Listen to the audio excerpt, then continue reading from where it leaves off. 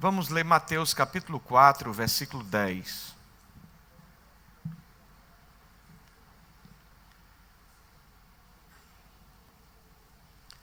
Eu estava hoje à tarde meditando nesse texto.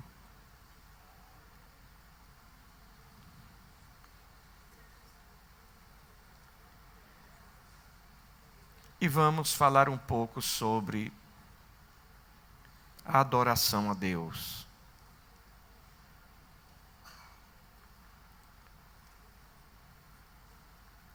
Diz o texto bíblico: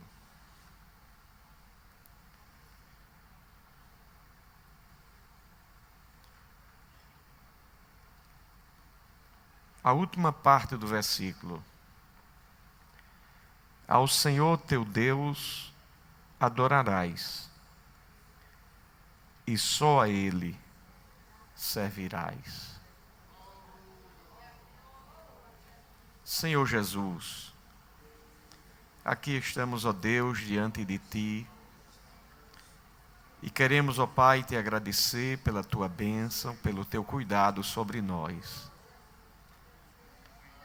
pela maneira como o Senhor tem nos conduzido, nos tratado, nos amado e nos trazido até aqui. Obrigado, Senhor, porque não temos outro a quem pedir, não temos a quem buscar, não temos a quem perguntar, senão o Senhor. Obrigado pelo cuidado, pela bênção, pelo zelo que o Senhor tem tido para conosco. Obrigado, Jesus, porque o Senhor tem sido bom e tem sido fiel. Aqui está o Teu povo, a Tua igreja. Aqui estamos nós para adorar o nome do Senhor, para dizer que o Senhor é grande em espírito e em verdade. Receba, Jesus, a nossa adoração. Reconhecemos as nossas limitações, nossas fraquezas, mas confiamos que o Senhor é um Deus que perdoa os nossos pecados, que o nosso nome está escrito no livro da vida, e sabemos, ó Deus, que sem Ti nada podemos fazer. Dá glória ao Teu nome através de cada um de nós, em nome de Jesus. Amém. Podeis sentar, irmãos.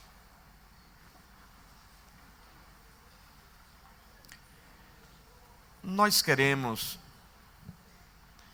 falar um pouco sobre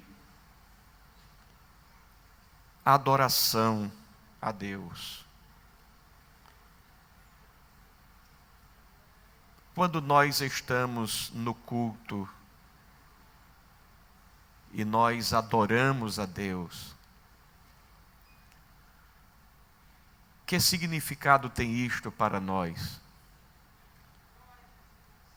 O que de fato nós estamos aqui fazendo? E a palavra de Deus nos diz: ao Senhor teu Deus adorarás e só a Ele servirás. Aparentemente, quando olhamos para esse texto, parece não ter muita coisa o que dizer. Mas quando vamos meditar um pouquinho, vamos perceber desdobramentos, vamos perceber coisas que estão por trás desse texto que precisamos compreender melhor. A adoração é um serviço sagrado, é um culto. A adoração é uma reverência a Deus por aquilo que Ele é e por aquilo que Ele faz, pelas obras do Senhor. Quando nós adoramos a Deus, adoramos porque reconhecemos quem Ele é para nós. Reconhecemos o seu real significado, o que Ele representa para nós. E esta citação tem como base, e é Jesus quem fala aqui, repreendendo Satanás, porque Satanás queria que Jesus o adorasse. Imaginem só, esse texto está dentro de um contexto que é justamente a tentação de Jesus. E no ápice da tentação, já pela última vez em que Jesus é tentado no deserto, o inimigo leva Jesus para um monte alto, mostra os reinos do mundo e a glória deles, e diz: tudo isto te darei se prostrado me adorares. Então Jesus disse: vai-te, Satanás, porque está escrito: ao Senhor teu Deus adorarás e só a Ele servirás. O texto que aqui está, dentro desse contexto maior, nos apresenta o próprio Jesus dizendo a quem nós devemos adorar. E que esta adoração não pode ser fruto do recebimento de coisas, porque isto fica implícito. Porque quando Satanás diz a Jesus: vê a glória do mundo, vê os reinos aí, isto eu te darei se tu me adorares. Isso significa dizer que há uma possibilidade de alguém adorando Satanás receber glória, receber poder, sim ou não? Está implícito. Quantas vezes nós ouvimos alguém falar e dizer que alguém fez pacto com o inimigo para ficar rico, isso e aquilo outro? Mas de que adianta o homem ganhar o mundo inteiro e perder a sua alma? Então, da mesma maneira que não é certo adorar a Satanás para receber honra, glória e poder e riqueza, há um princípio implícito aqui que não é certo também adorar a Deus só por conta disso. Porque, caso contrário, estaríamos adorando a Deus com um princípio errado. Eu vou adorar a Deus porque Ele vai me dar as coisas. Eu adoro a Deus porque Ele já me deu tudo. É diferente, sim ou não? Tem pessoas que estão querendo adorar a Deus para que Deus lhe dê coisas, quando nós devemos adorar a Deus porque Ele já nos deu tudo. Embora também Ele pode nos dar todas as coisas. Mas o objeto da nossa adoração e o fim da nossa, o objetivo e o fim da nossa adoração não é para que Ele nos dê, mas é adorá-lo por aquilo que Ele já nos deu. E a Bíblia nos diz: como não nos dará todas as coisas juntamente com Ele? Porque se nós somos filhos, nós somos herdeiros. Herdeiros de Deus e co-herdeiros de Cristo. Mas o texto completa dizendo assim: se é certo que com Ele padecemos, para que também com Ele sejamos glorificados. É o que a Bíblia nos diz. Então, esta citação de Jesus está baseada naquilo que está em Deuteronômio capítulo 6, versículo 13. Abra a sua Bíblia.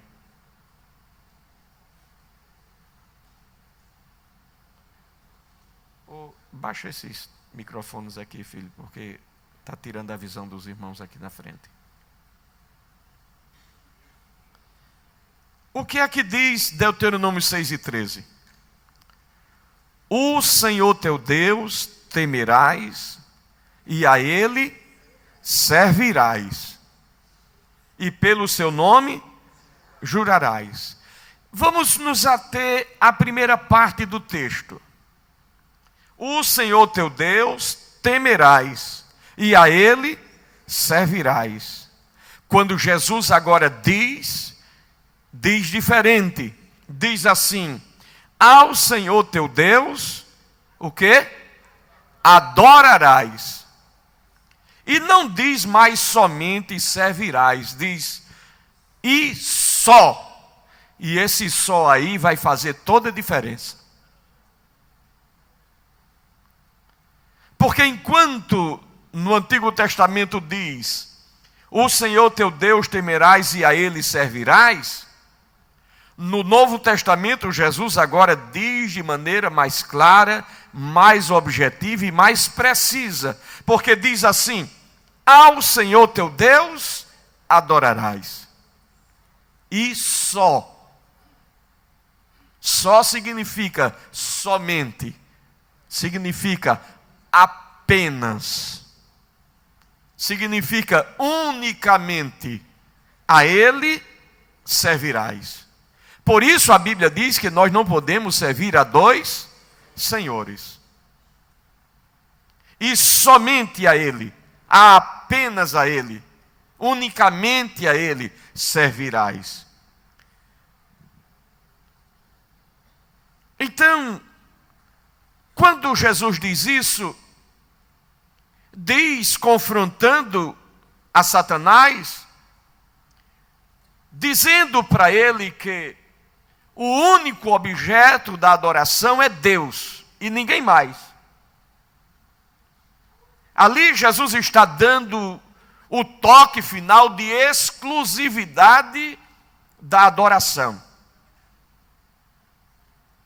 O culto é para Deus, a honra é para Deus, a glória é para Deus e para ninguém mais.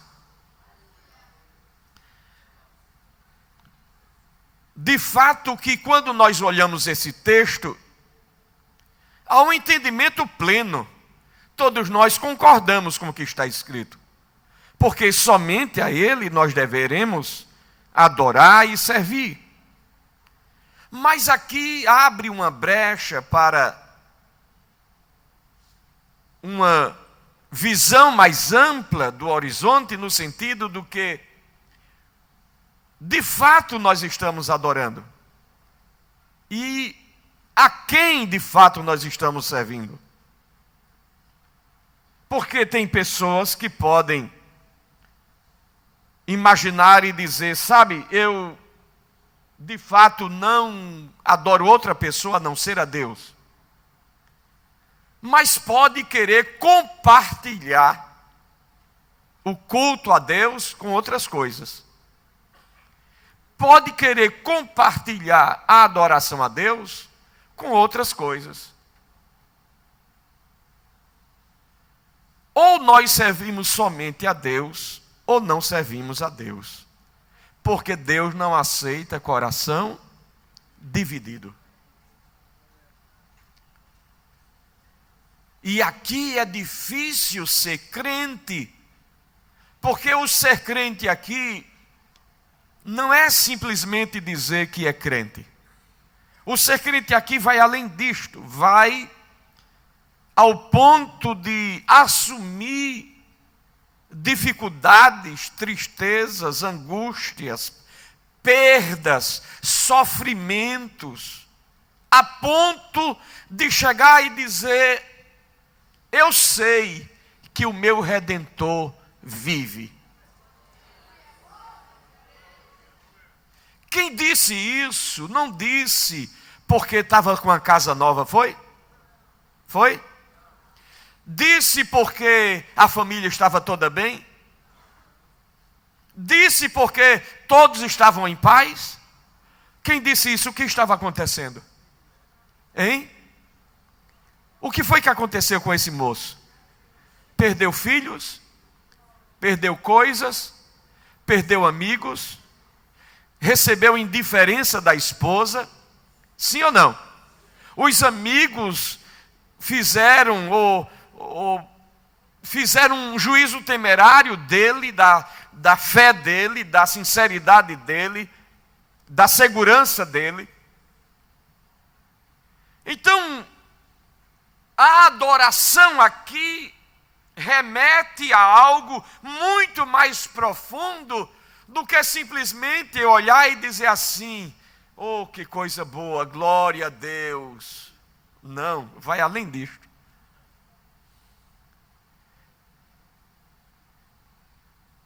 A adoração aqui a Deus, ela é muito mais profunda quando quem adora tinha tudo para reclamar, mas adora.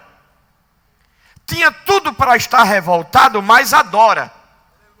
Tinha tudo para estar infeliz, mas adora. Tinha tudo para se indignar, mas simplesmente adora. Senhor, eu perdi meus filhos, mas eu te adoro. Senhor, eu perdi meus bens, mas eu te adoro. Senhor, eu perdi a esposa, mas eu te adoro. Senhor, eu perdi o marido, mas eu te adoro. Senhor, eu perdi tanta coisa, mas eu te adoro. Senhor, eu não sinto os pés debaixo do meu chão. O meu chão foi tirado de mim, mas eu te adoro. Senhor, a onda está alta. Senhor, o barco parece que vai naufragar. Senhor, parece que eu não tenho direção, mas eu simplesmente te adoro. Eu te adoro, eu te adoro, eu te adoro. Aleluia. Aleluia. Simplesmente eu te louvo. Esta é a adoração de alma. É a adoração de um coração que não está interessado em coisa nenhuma, a não ser conhecer a Deus e ser conhecido por Ele, como disse Paulo. É o momento em que o constrangimento é tão grande na alma, mas se cumpre aquele hino que canta, dizendo: a fé canta na tristeza, vai tudo bem.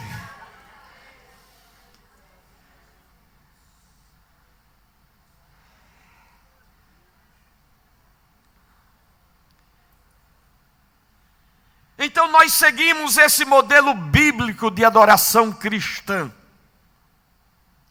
sem nenhuma representação visual. Nós não precisamos de uma figura para adorar a Deus. Nós não precisamos conjecturar uma imagem. Nós não precisamos tocar, porque o objeto da nossa fé não se pode tocar. Não se pode criar uma figura de pau, de pedra, de bronze, seja lá do que for, e tocar e dizer: este é o meu Deus. Porque Deus é Espírito.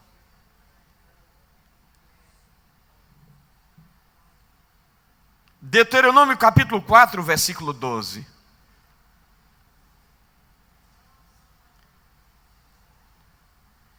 Então o Senhor vos falou do meio do fogo. Deus falou de onde? Do meio do fogo. A voz das palavras ouvistes, porém, além da voz, não vistes semelhança nenhuma, imagem nenhuma. A voz do Senhor veio do meio do, mas não foi vista nenhuma imagem. Então nós partimos do princípio de que Deus não se permitiu ver.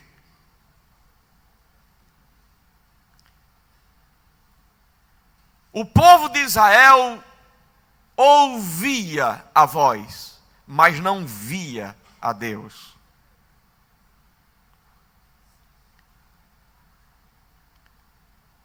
Essa presença de Deus fisicamente foi ocultada.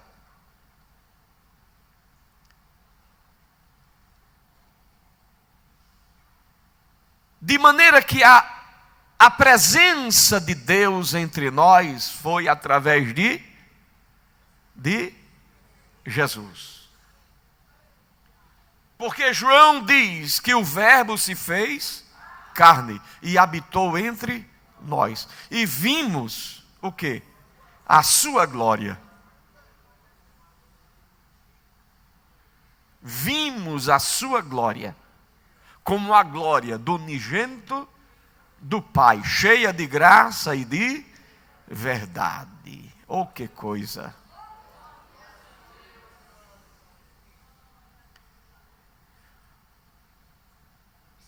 Deus que não cabe no universo, porque o universo é tão grande, o universo é imenso, mas Deus não cabe no universo, porque Deus já contém o universo nele mesmo. Ele criou o universo. Ele trouxe à existência aquilo que não existe. Ele não precisou da ciência, porque a ciência, o conceito é falho e é limitado porque é ciência. Porque o conceito da ciência diz que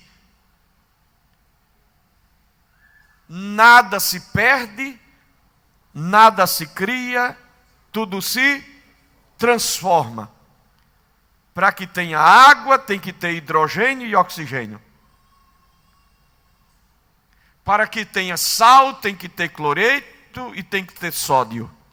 Junta os dois átomos ali e forma a molécula do sal. E assim por diante. Então, na natureza, nada se perde, nada se cria, tudo se transforma. Mas Deus trouxe à existência todas as coisas. Foi Deus quem criou os átomos. E disse assim: combinem entre si, porque eu quero que surja água.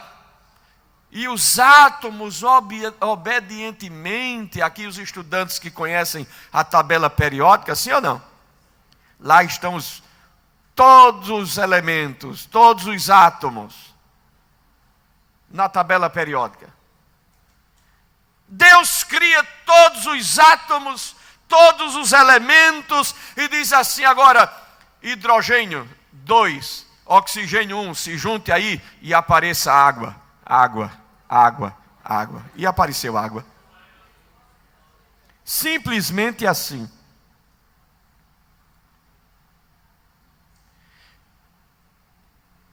Mas esse Jesus que é o Verbo se fez carne e habitou entre nós. E João diz que nós vimos a sua glória. Embora como homem, porque ele disse: por que tu me pedes para ver o Pai? Há tanto tempo eu estou convosco, quem vê a mim vê o Pai. É evidente que quando Jesus diz isso, não diz no sentido de que o Pai tinha aquele corpo que ele tem. Mas quando ele diz quem vê a mim vê o Pai, significa dizer: eu estou aqui representando, eu sou o Deus humanizado, o Deus que se fez carne e habitou e anda com vocês, e come com vocês, e bebe com vocês, caminha com vocês.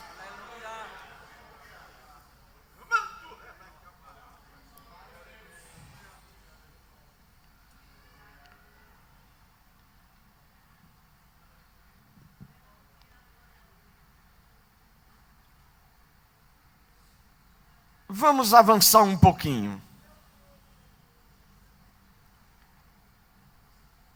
Êxodo capítulo 20, versículo 4 e versículo 5.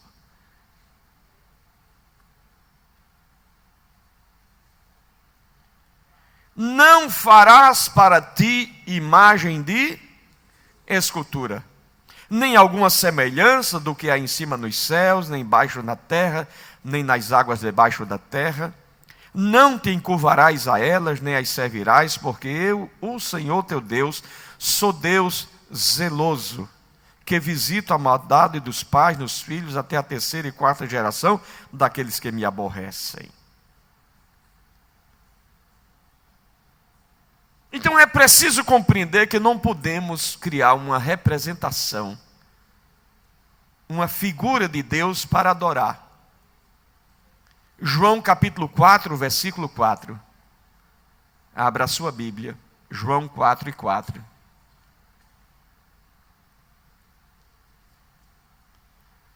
A Bíblia diz assim que Deus é Espírito.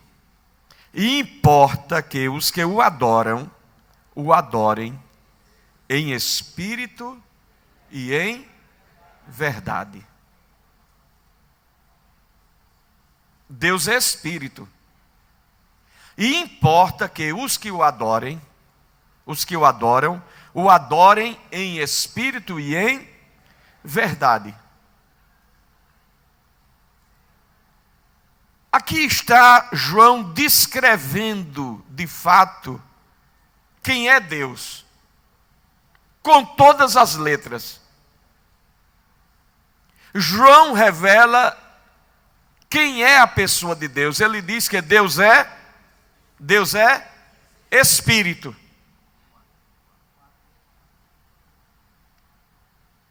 Hein? 4 e 24. Eu disse o quê? Desculpe, 4 e 24. Engraçado que está aqui escrito 4 e 24 e eu disse 4 e 4. São os óculos que eu estou aqui meio areado, eu acho. Que esses óculos aqui são... O outro quebrou a pecinha e eu estou com esse aqui, mas... Eu posso dizer o número errado, agora eu não ensino a Bíblia errado, não.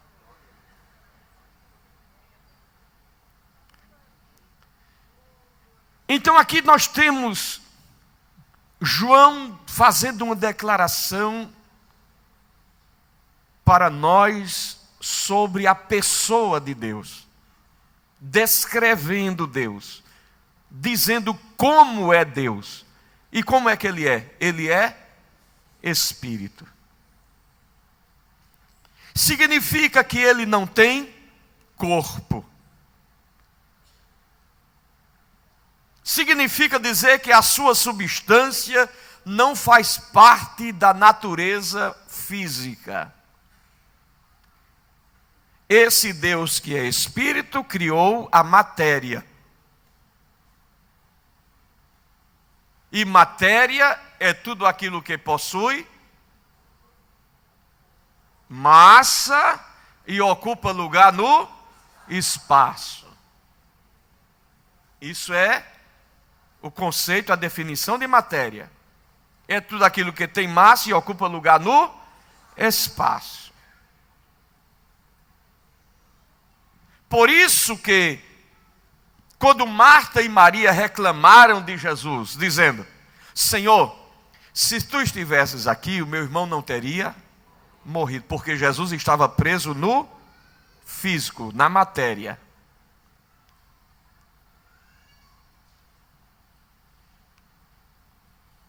E ele se demora porque ele sabe todas as coisas e não vai logo por outro propósito. Não era porque não gostava de Marta nem de Maria. Mas Jesus estava limitado enquanto aqui no seu corpo. Quando ele estava na Galileia é porque não estava na Judeia e assim por diante. Quando ele estava em Samaria, não estava lá do outro lado do Jordão, porque ele estava limitado na matéria, no corpo físico humano. Mas a Bíblia diz que Deus é Espírito. não tem matéria, não tem corpo. Então, o nosso estado atual, a nossa condição atual de ser, humanamente falando, não tem a compreensão, a dimensão do que seja isto. Simplesmente Deus é Espírito. Mas o que é Espírito? Como é um Espírito? A gente não sabe. Mas a gente sabe que Deus é Espírito. E que, embora seja Espírito, Ele é uma pessoa. E Espírito tem personalidade? Tem. Deus tem personalidade. Ele é uma pessoa. Deus fala. E como é que o Espírito fala? Eu não sei, mas Ele fala. A Bíblia diz que Ele também trabalha. E Espírito trabalha, porque a Bíblia diz que Deus trabalha. O meu pai trabalha até agora e eu também. Então, embora a gente não tenha a concepção do que seja Espírito, alguém pode dizer que é uma energia, seja lá o que for, são concepções filosóficas, pensamentos, ideias, mas finalmente Deus é Espírito. E a Bíblia diz que quando a gente for, assim como Ele é, nós o veremos. Eu quero ver.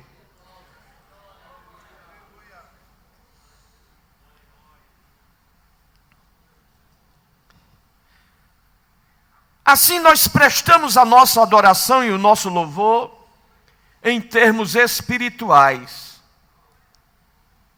sem nenhum artifício material. Nós não precisamos coisificar o objeto da nossa fé. Eu não preciso fazer com que o objeto da nossa fé, que é Deus, se transforme em algo material, tangível, para que eu possa tocar e pegar. Mas esse é o desejo do homem. Este é o sentimento da natureza humana. Porque o próprio Tomé disse: se eu não ver com meus olhos e não tocar, eu não acredito.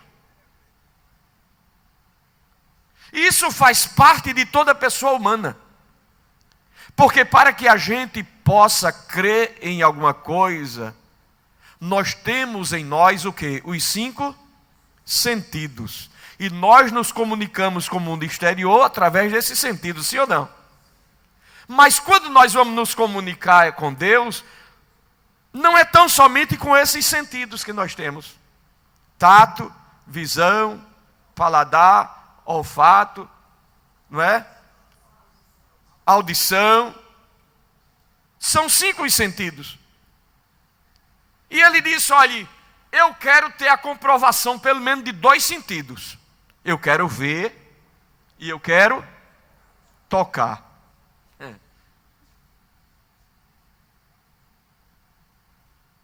Por isso que hoje há tanta manifestação de criar objetos e coisificar os objetos da fé. Então, para eu acreditar que eu vou receber uma bênção, eu tenho que ter um manto, para tocar naquele manto. Porque se eu não tocar naquele manto, eu não vou ser abençoado.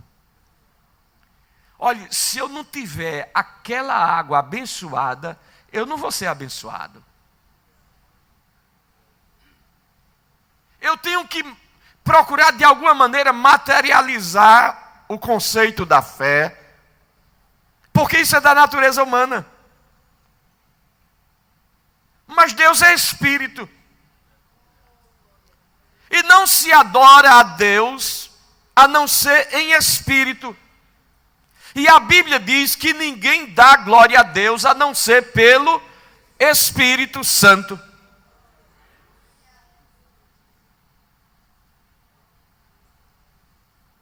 Então, quando a gente começa a olhar aquele texto que a gente leu lá no começo, que diz assim: Ao Senhor teu Deus adorarás e só a Ele servirás. Faz meia hora que eu estou falando. Num versículozinho que parece que não tem nada o que dizer.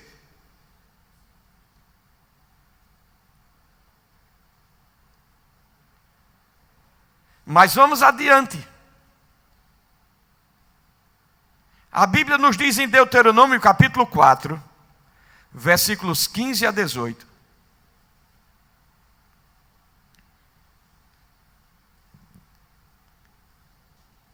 Deuteronômio 4, 15 a 18. Diz assim: guardai, pois, com diligência a vossa alma, pois semelhança nenhuma vistes no dia em que o Senhor vosso Deus, em Horebe, falou convosco, no meio do... Para que não vos corrompais, e vos façais alguma escultura, semelhança de imagem, figura de macho ou de fêmea, figura de algum animal que haja na terra, figura de alguma ave alígera que voa pelos céus, figura de algum animal que anda de rastos sobre a terra, figura de algum peixe que esteja nas águas debaixo da terra.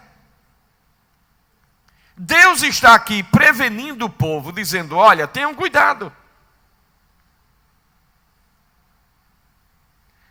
Quando eu me manifestei entre vós, me manifestei do meio do fogo, e vocês não viram imagem nenhuma, semelhança alguma, para poder agora querer copiá-la. Aí João em 4, 23 e 24 diz: mas a hora vem, e agora é, em que os verdadeiros adoradores adorarão o Pai em espírito e em verdade, porque o Pai procura a tais que assim o adorem. Deus é espírito, e importa que os que o adorem em espírito e em verdade.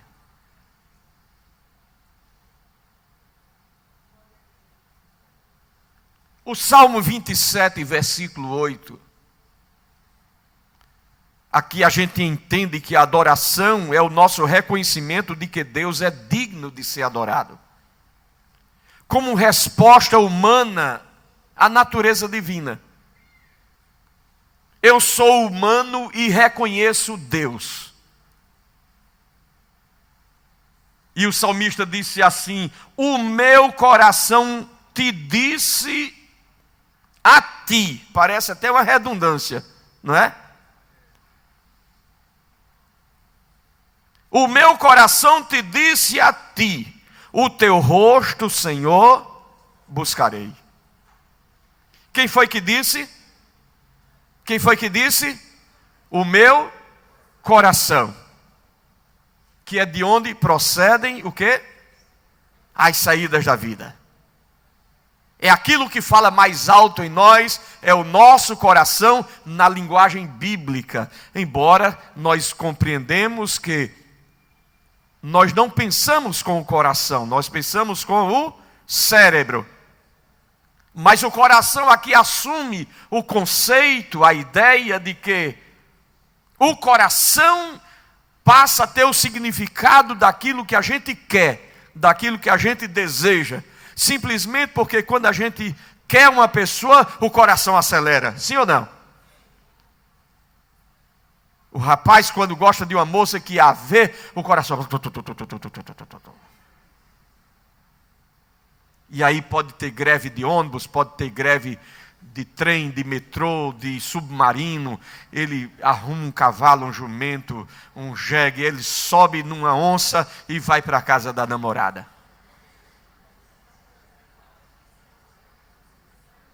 Porque o coração deseja.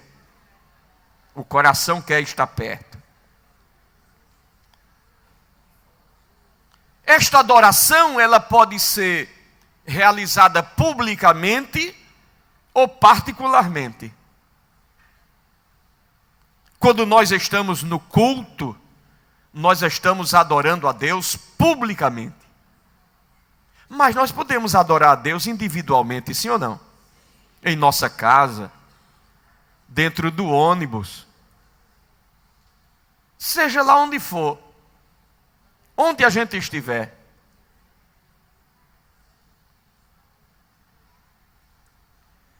Mateus capítulo 18, versículo 20. Mateus 18 e 20 diz assim: onde estiverem 2 ou 3 reunidos em meu nome, aí estou eu no meio deles. Ou seja, a partir de 2, já virou reunião, já virou público. E Deus está no meio deles. Mas se só tiver um, Deus está nele.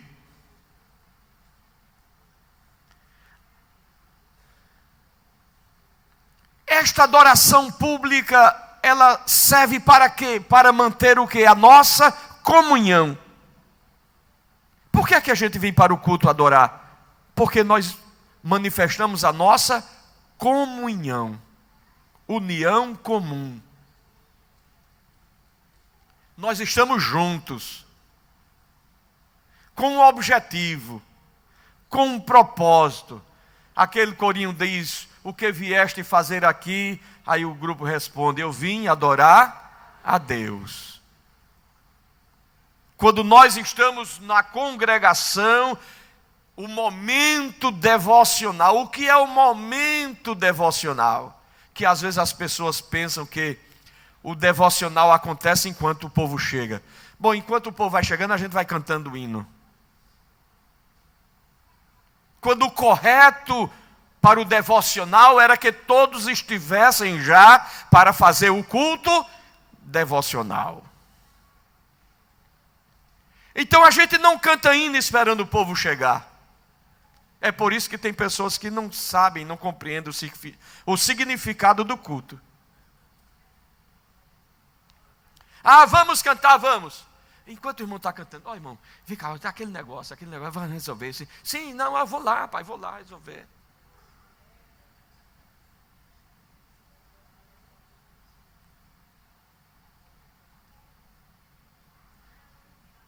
Eu quero com isto dizer que você, eu, nós que estamos aqui agora, estamos na presença do Senhor. E na presença dele a gente se cala. A Bíblia diz: guarda o teu pé quando entrares na casa de Deus.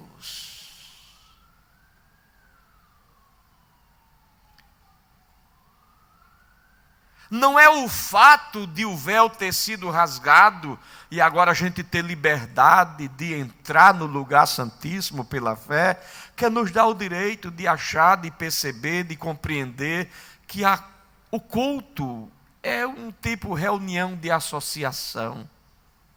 Aqui é uma associação de bairro,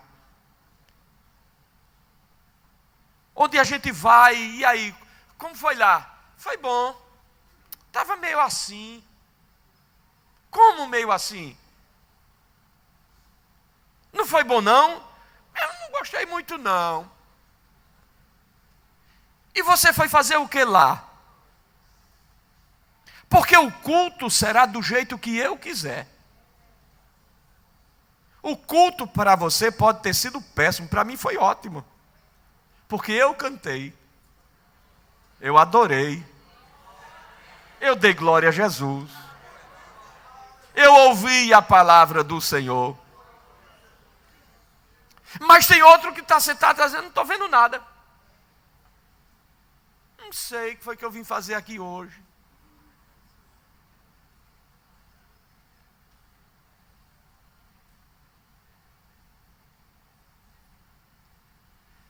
O conceito de adoração aqui fica relegado a manifestações e não ao que eu tenho para apresentar. A Bíblia diz que nós não devemos chegar diante dele com as mãos vazias.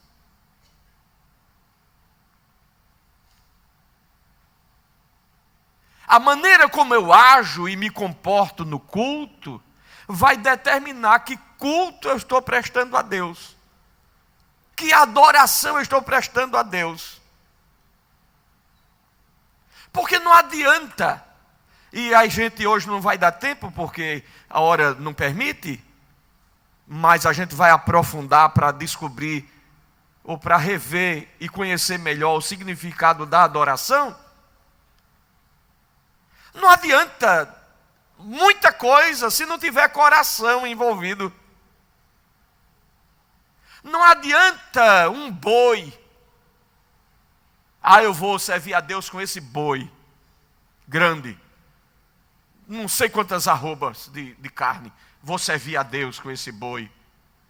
E outro chega com um pombinho. E Deus recebe o pombinho e não recebe o boi. Mas por que Deus não recebe? Porque tudo é de Deus. De quem é o pombo? É de Deus. De quem é o boi? É de Deus, é tudo de Deus. E quando eu estou dando, Deus quer pombo? Deus quer boi? Não. O que acontece aqui é que manifestação de coração está se tendo com aquele oferecimento, daquela oferta, daquele sacrifício, daquela adoração. Com que sentimento eu estou fazendo aquilo?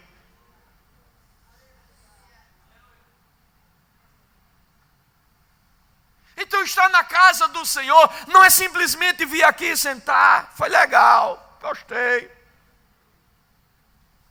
Não, não é isso. É preciso a gente entrar por aquela porta e saber o que veio fazer aqui. Eu vim prestar um culto de adoração ao meu Senhor. Esse Jesus me perdoou, esse Jesus me salvou, esse Jesus me transformou, esse Jesus me deu esperança, esse Jesus me deu coisa nova, vida nova, mente nova, olhar novo, língua nova, pés novos, mãos novas, coração novo, mente nova, cheiro novo, porque agora eu tenho o bom cheiro de Cristo, até o meu odor mudou. Quando a gente compreende isso, a gente se comporta melhor no culto.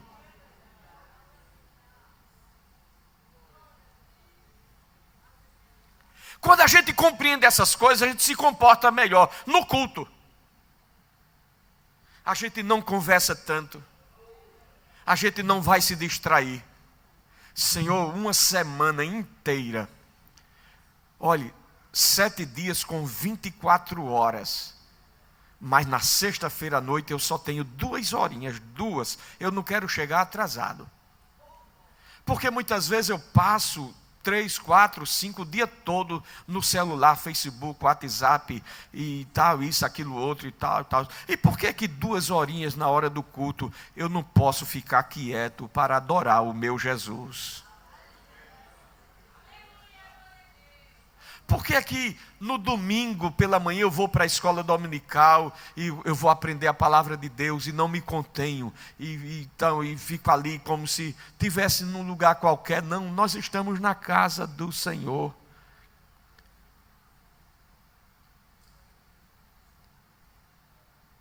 Eu sei que tem pessoas que chegam mais tarde no culto por questão de trabalho, por questão de escola, ou seja o que for. Mas nós sabemos também que tem aqueles que chegam mais tarde no culto porque simplesmente se demoram. Vou agora não, depois eu vou. Mais tarde eu vou. Não tem prioridade. Para ele não é prioridade chegar na hora. Podemos nos atrasar no culto? Sim, podemos nos atrasar. Temos motivo? Temos motivo. E quando não temos motivo, a gente cria motivo para chegar atrasado.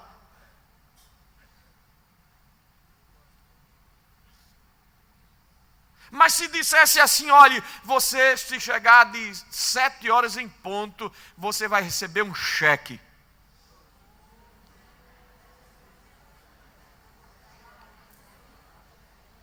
Sete horas sim, ele chega de 7 da manhã, por via das dúvidas.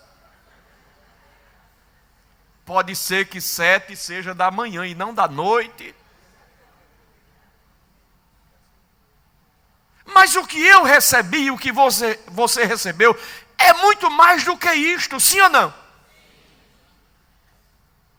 Eu volto a dizer, temos motivos justos para chegarmos atrasados no culto. Eu chego atrasado no culto também. Até eu falto culto, quando não tenho como chegar. Mas eu preciso estar consciente de que eu estou indo e estou chegando atrasado, mas eu tenho uma motivação. Mas se eu tiver liberdade de chegar na hora e não chegar, 7 horas, me ajoelhar, dobrar o joelho ali de Jesus. Eu entrei nesta casa hoje, Senhor, eu me sinto vulnerável, porque eu sou humano, mas eu lanço minhas ansiedades sobre o Senhor, porque eu sei que o Senhor tem cuidado de mim, da minha casa, da minha família. Veja que coisa linda, irmão. Veja como é entrar na casa de Deus. Veja. Olhe, quando você se levantar desta oração, não é aquele negócio fazer de conta, não.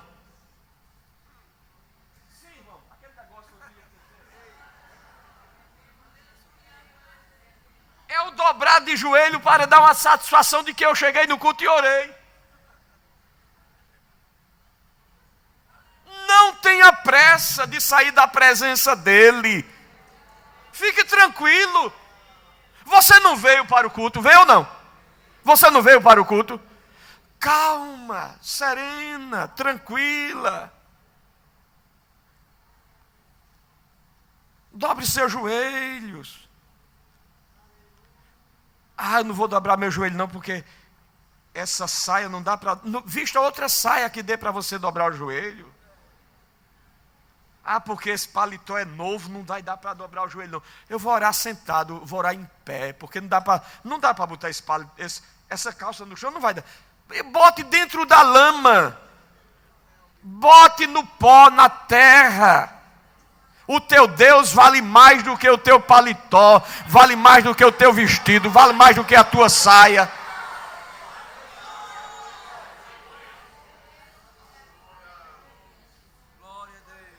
Eu vim para adorar a Deus, eu vou chegar, dobrar o meu joelho.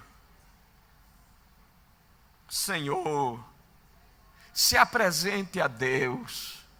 Diga para Ele o que você veio fazer aqui. Não tenha pressa.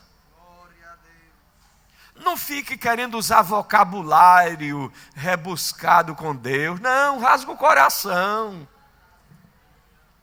Diga a Deus, olha essa coisa aqui. Vê que coisa. Jesus, pense num troço, Jesus. Pense numa coisa que nem eu mesmo me aguento. Mas eu vim porque eu preciso do Senhor. Eu não mereço o Senhor não, mas eu preciso.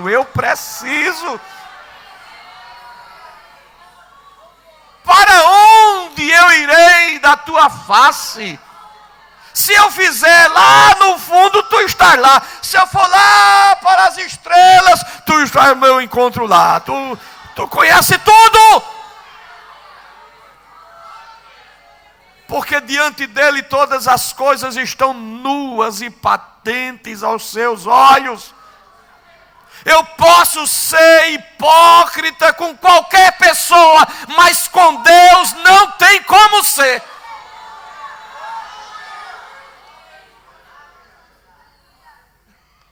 Com Deus não tem como ser. Não adianta. Então vá logo se rendendo, vá logo arriando as armas, vá logo se entregando, vá logo se humilhando, vá logo dizendo quem você é, vá logo contando a história direitinho.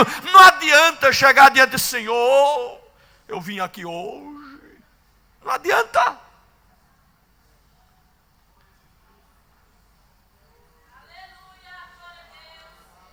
É melhor ficar como publicano lá embaixo. Deus, tem misericórdia de mim, Senhor.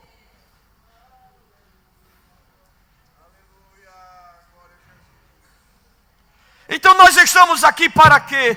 para a comunhão. A Bíblia diz que nós não devemos abandonar a nossa congregação, porque o congregar alimenta a comunhão. E se tiver crente arengado com outro, é feito um menino que briga dentro de casa, mas na hora que vai dormir no mesmo quarto. Tem jeito. Lá em casa eu tinha 3 meninas e era num quarto só. Podia arengar o dia todo, mas de noite dormia tudo junto.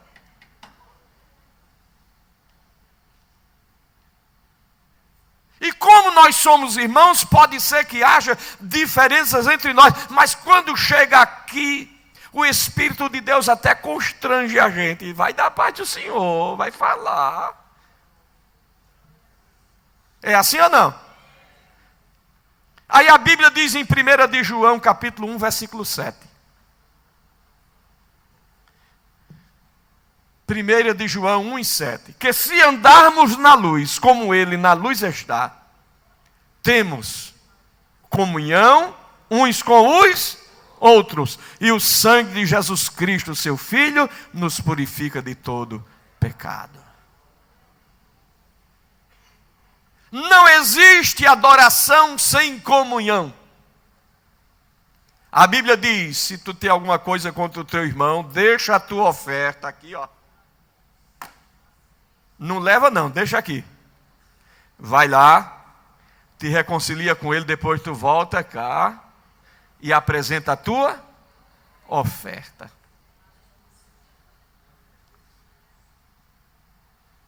Não existe adoração sem comunhão. Não tem como.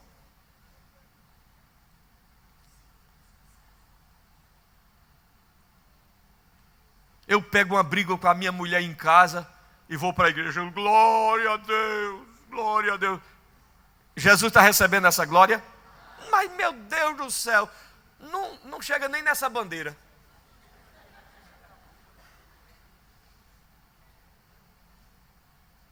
Não chega.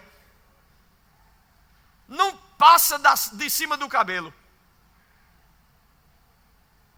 Ou eu estou em comunhão, ou não tem adoração.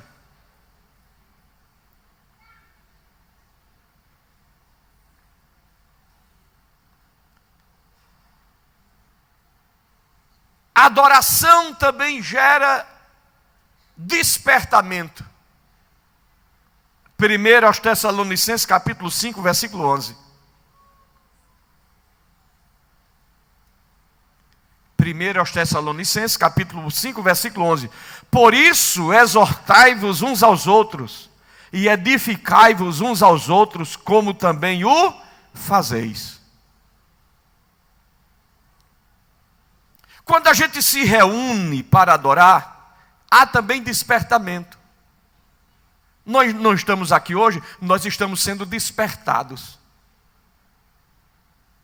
Despertados pela palavra. Lembrando de coisas que a gente esqueceu. Ou aprendendo coisas que a gente não sabia.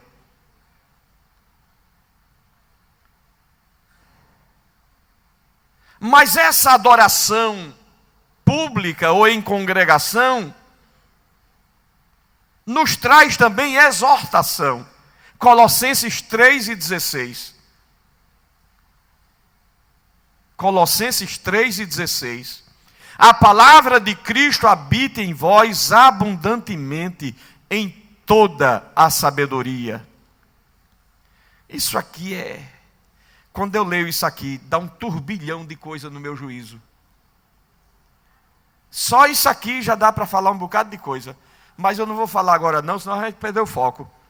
A palavra de Cristo habita em vós abundantemente em toda sabedoria, ensinando-vos e admoestando-vos uns aos outros. Com quê? Com quê? Salmos, hinos, cânticos espirituais, cantando ao Senhor com graça. Onde? Em vosso coração. Isso é adoração pública. É o culto.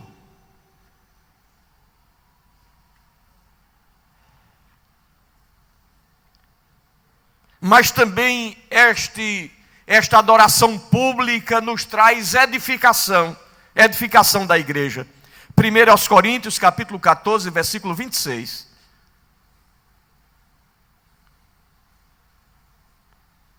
Começa com a pergunta: e aí, irmão, como é que vai fazer? Que fareis, pois, irmãos?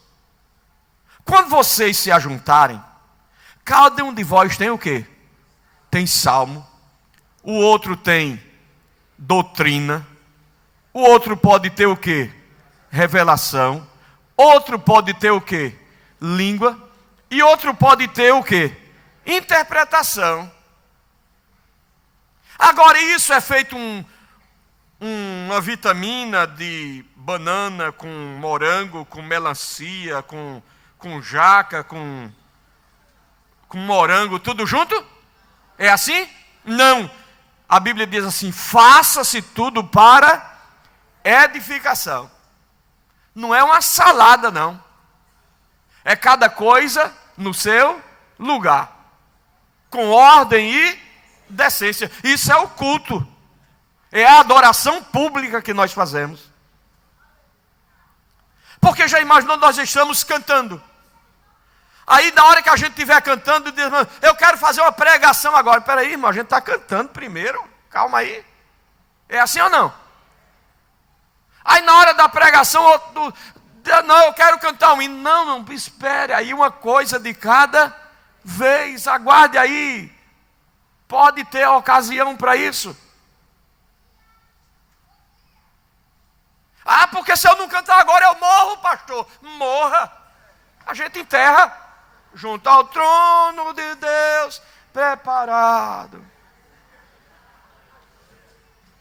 E não tem nada a ver com isso, se você vai morrer. Não tem problema, a gente faz a cerimônia amanhã de manhã. Agora, o culto tem que ser para edificação, com ordem e decência. Pronto, não tem problema nenhum. Vive e escapa todo mundo.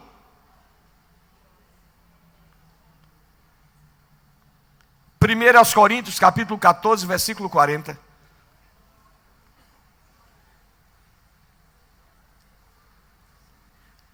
A nossa adoração precisa ser observada por aqueles que não conhecem esse universo que é a igreja, esse ambiente que é o culto. Ele precisa chegar e dizer assim: rapaz, isso é um bando de maluco. Um se levanta ali, outro se levanta ali, outro se levanta do outro lado, e um dia eu sou Jesus, e o outro diz: se cale, meu filho, que agora quem está falando é seu pai. Vai dar certo esse negócio? Não vai. Não é assim que funciona. Aí diz o quê? Mas faça-se tudo decentemente. Outra versão diz: com decência e com ordem. Porque Deus não é Deus de confusão, sim ou não? 1 aos Coríntios 14, 33. 1 aos Coríntios 14, 33. Porque Deus não é Deus de confusão, senão de paz, como em todas as igrejas dos santos. Deus não é Deus de confusão, é Deus de paz. 1 aos Coríntios 14, 25.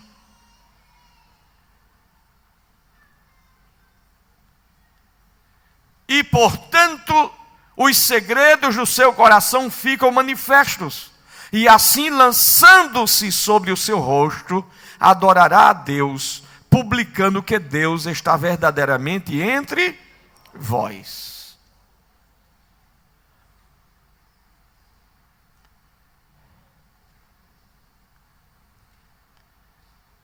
Então, nós nos reunimos somente para adorar a Deus. Não adoramos a personalidade.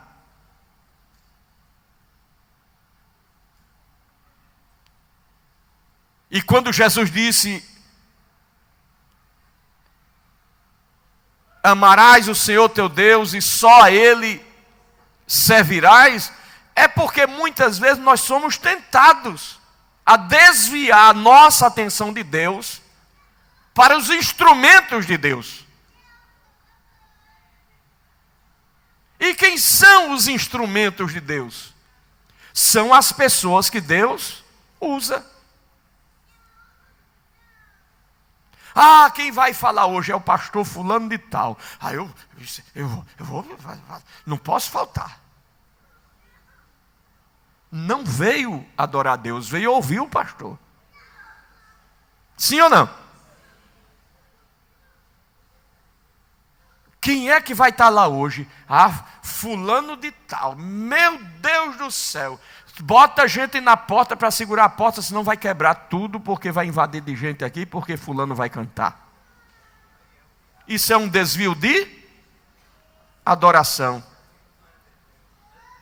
Não está buscando adorar verdadeiramente a Deus. Então estas coisas é preciso que a gente tenha em nós uma compreensão para que a gente não venha desviar o foco da nossa adoração.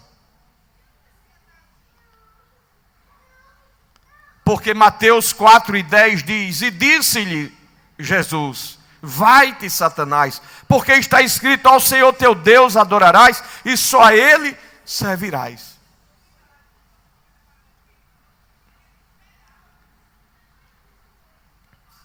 Eu vou encerrar com este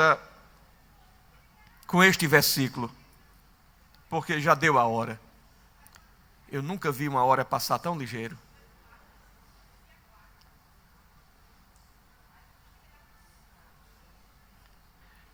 Porque somente Deus é digno de honra e de glória. Isaías 48:11 está a resposta.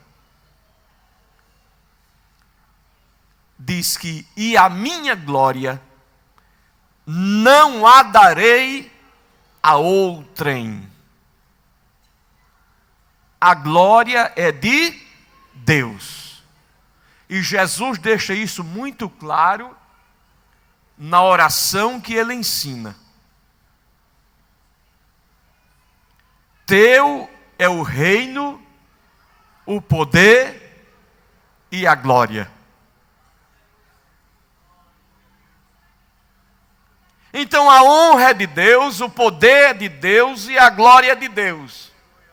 E nós somos o quê? Nós somos os instrumentos apenas que Deus usa para a glória de Deus, para o louvor de Deus e para que o poder de Deus se manifeste no meio do seu povo. Somente isso. Nada mais. Cada um na vocação que foi chamado. E cada peça funcionando direitinho, o corpo trabalha. Para que serve esse dedo fininho assim, quando eu estou com a coceira no ouvido? É assim ou não? Para que serve esse dedo aqui? Imagine se não tivesse esse dedo aqui, como era que você ia segurar? Olha, que segurança tem. Mas Deus colocou esse dedo aqui, ó. Olha. Olhe como é certinho.